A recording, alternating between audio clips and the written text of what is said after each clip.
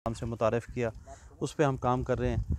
और मैंने देखा सबसे बुनियादी चीज़ पाकिस्तान में काम करते हुए हमने उन चीज़ों पे काम करना है जो पाकिस्तान इंपोर्ट करता है।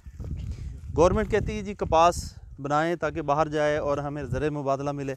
मेरा बिल्कुल उससे मुख्तलिफ है व्यू कि जो चीज़ें हम पैसा बाहर भेज रहे हैं और अपने खाने के लिए मंगवा रहे हैं, पहले तो वो पूरी कर लें। और लेसन एक वो चीज़ है जो हम रोज़ाना इस्तेमाल करते हैं और हम इसको इंपोर्ट करते हैं। ज़र जी 28 अरब का हम सालाना इसको इस साल की फ़िक्र है, ये हम इंपोर्ट कर रहे हैं। तो लहसुन की काश्त में बहुत देर से कर रहा था। लहसुन में बहुत सारे मसाइल थे, 3 बड़े मसाइल हैं इसके। सबसे पहली चीज़ कि लोगों के लिए इसका सीड महंगा होता है, सीड की ज़्यादा मकदार लगती है। दूसरे नंबर इसको हाथ से लगाना, इसके नंबर ऑफ़ प्लांट अगर पूरे नहीं होंगे तो अच्छी एवरेज नहीं मिलेगी।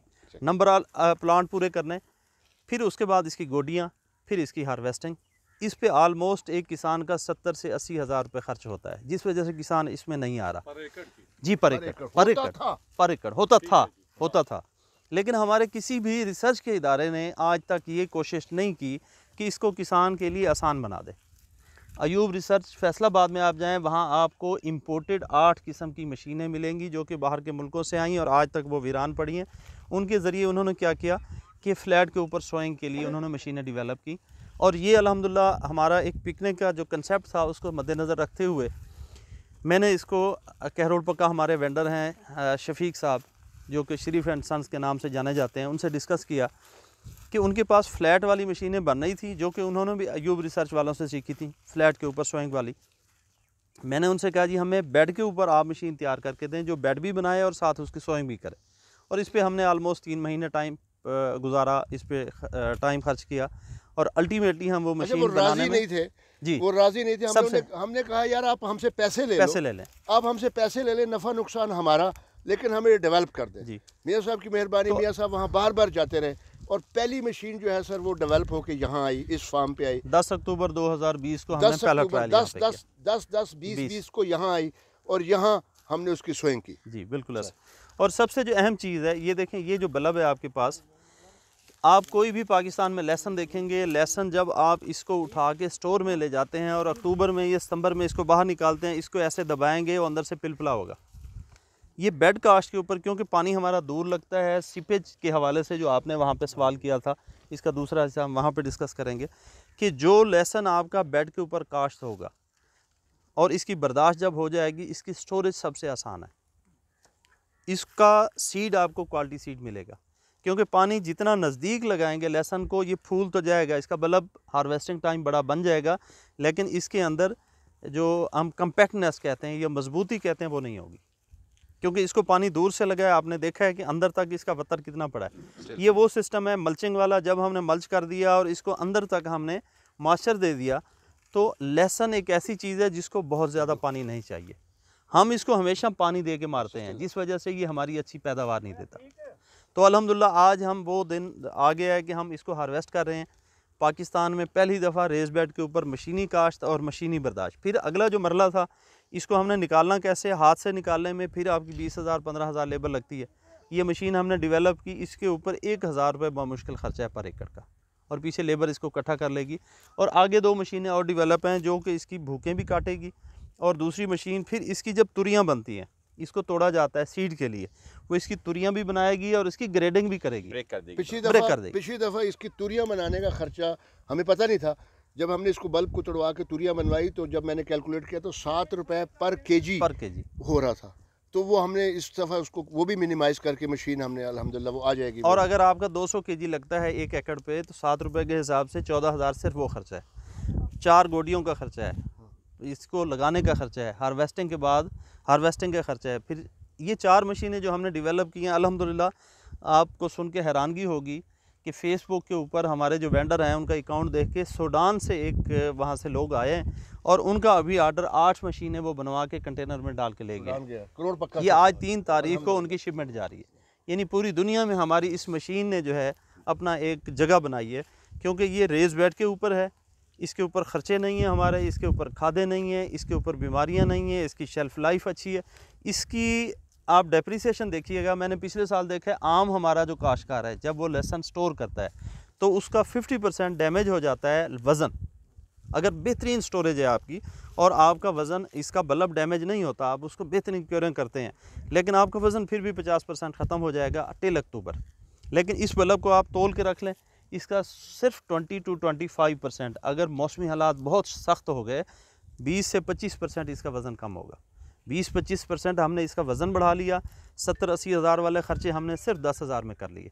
और सबसे आखिरी चीज़ कि इसका रेट आपको मार्केट में ये जब जाएगा, रेट भी आपको 10 से 15% ज़्यादा मिलेगा। क्वेश्चन करें जी मेरा क्वेश्चन देखिए, फर्स्ट ऑफ ऑल व्यूवर्स, यहाँ पे एक फैक्टर बड़ा ज़बरदस्त स्टैब्लिश हुआ। कुछ लोग डरते थे कि जी जो सीडर प्लांटर से सो किया जाता है, अगर वो प्रॉपर मिट्टी के अंदर ना गया तो उसकी डेवलपमेंट प्रॉपर हो नहीं सकेगी, क्योंकि इसको नेगेट किया गया था बाकायदा तौर के ऊपर, इसके ऊपर कुछ फोरम्स के ऊपर, और उन्होंने कहा जी कि जो आप हाथ से लगाएंगे उससे जो इसकी ग्रोथ ऑफ बल्ब है वो बेटर आएगी।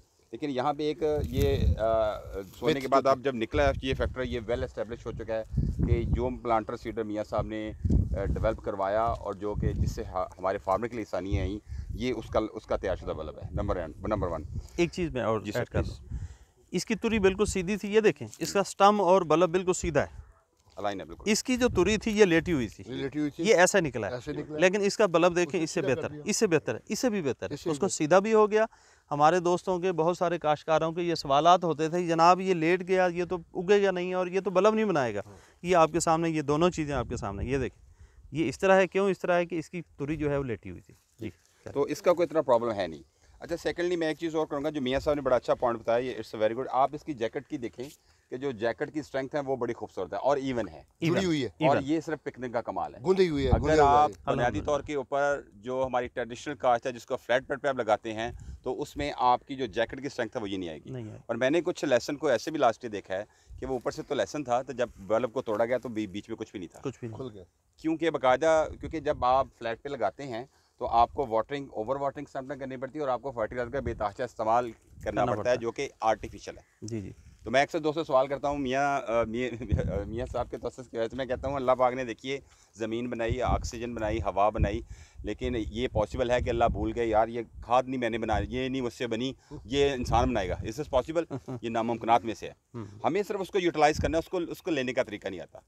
तो ये है बिना। अच्छा, मैं दूसरा सर ये बताइए कि ये ऊपर क्या निकला होगा और क्या इसको कट करना चाहिए? ये इसके नहीं जी, ये इसकी स्कैब है जी। कोई भी दुनिया का पौधा, इंसान, जानवर अपनी आने वाली नस्ल के लिए काम करता है। ये इसका बीज है जहाँ से इसने अगली नस्ल चलानी है। इसका ख्याल था जब हाँ, इसका ख्याल था, पौधे का ये ख्याल था कि मेरी नस्ल वहाँ से बढ़नी जी, और इसकी जो इसका ख्याल है वो ठीक है, लेकिन ये इसका क्या है, हम इसको फ्रूट कहते हैं, इसका बल्ब कहते हैं, इससे इसकी नस्ल बढ़ाते हैं। बेसिकली ये इसका स्टोर बैंक है। कोई भी जो बल्ब होता है वो स्टोर बैंक होता है। आप देखें गाजर है, उसके नीचे गाजर स्टोर बैंक है, फूल उसका ऊपर होता है, बीज उसका जो अभी आप बात कर रहे थे ये भूल गया था, ये नहीं भूला था, हमने अपने मकसद के लिए इसको भुलवा दिया। इसको जब आप तोड़ देते हैं तो ये मैक्सिमम अपनी जो एनर्जी है उसमें यूटिलाइज करता है। तो और ये जो मैं बता, अगर ये नहीं टूटा, ये हमारी कोताही है, जी जी, अगर ये टूट जाता तो ये बल्ब और ज्यादा स्ट्रांग नहीं, उसमें वजह है ये जो वैरायटी है 756, ये अर्ली मैच्योरिंग वैरायटी है। इसका बल्ब निकलते निकलते ये मैच्योर हो जाता है। अभी जो हाँ जी, जो आपकी 756 है, ये गोल्डन फार्मी है, वो जल्दी बल्ब निकाल लेती है ऊपर स्कैब जो है, क्योंकि उसकी अभी हार्वेस्टिंग हो रही है। बुनियादी तौर के ऊपर ये इसका स्कैप है, ये कटा हुआ है जी, ठीक है जी। ये कोई चीज़ अगर मिस हो गई है तो ये उसकी वजह से इस पे नज़र आ रहा है, लेकिन ये स्कैप आपने काटना होता है जब NS 756 लगता है जी जी। तो ये इसका टूटा हुआ स्कैप मेरे हाथ में से तोड़ना है, लेकिन ये स्कैब जहन में ये रखें कि स्कैब तकरीबन 35 टेम्परेचर जब प्लस होता है, स्कैब उस वक्त ये निकालता है।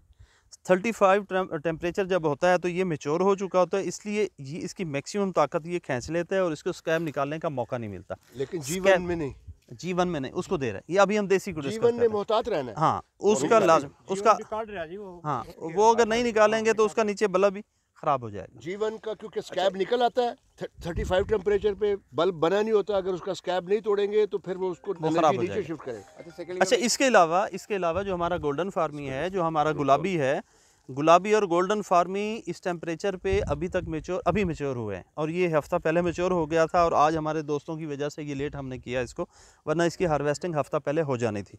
गुलाबी और गोल्डन फार्मी ने मुकम्मल स्कैब निकाली है और उनकी हार्वेस्टिंग को अभी हफ्ता 10 दिन देर है। तो ये वैरायटी टू वैरायटी डिफ़र करता है। जो आपने कहा कि ये इसको हमारी ये कोताही नहीं है, ये इसकी कोताही है कि इसने स्कैब देर से निकाला, मौसम ने ऊपर से सख्ती की और ये वहीं पक गया। ये हार्वेस्टिंग से कितना अर्सा पहले इसको हमने तोड़ना है? ये हार्वेस्टिंग वैरायटी टू वैरायटी है। अगर इसके अंदर जब ये निकल आए, जो ही नज़र आए इसको ख़त्म कर दें, जो ही नज़र आए ख़त्म करने वाला, एनर्जी ऊपर शिफ्ट करना शुरू कर देगा। क्योंकि इसका असल बच्चा ये है, इसकी आने वाले नस्ल ये है, ये इसका स्टोर है, इसकी खुराक का स्टोर है। अगर इसे हम मौका मज़ीद इसको टाइम मिल जाता, लंबे अरसे की सर्दी मिल जाती, ठंडा मौसम मिल जाता, तो ये यहाँ से फूल भी निकाल लेता। ये सब उस पर भी रोशनी डालने की, अगर अच्छा मोटा बीज होगा तो उसकी जी मैं उधर आता। अब पहले मैं एक बात कर गया हूँ कि हमारी जो शेल्फ़ लाइफ है किसी भी सीड की, इसकी जो वेट की कमी है, या जिसको हम कहते हैं वज़न में कमी, जब हम स्टोर करते हैं, आम बल्ब जो आपको फ्लैट ज़मीन वाला या बटों वाला मिलेगा वो 50% डाउन करता है, और हर काश्तकार इस बात को कबूल करता है कि हमारा जो अप्रैल का वज़न होता है अक्टूबर में जाके वो आधा बचता है, लेकिन इसका 25% बचेगा। क्यों? वजह क्या है कि इसके बल्ब के अंदर जो मजबूती है वो फ्लैट वाला नहीं है, क्योंकि बेड के ऊपर वो मजबूती है। और इस साल हमने अपने तजर्बात में, हमारे ग्रुप्स में, हमारे दोस्तों के साथ जो हमारी डिस्कशन हुई है, हमारा फाइनल रिज़ल्ट ये है कि आइंदा साल जब हमने सीड लगाना है, उस सीड को हमने ग्रेडर बनाया है, उसे हमने ग्रेड करना है।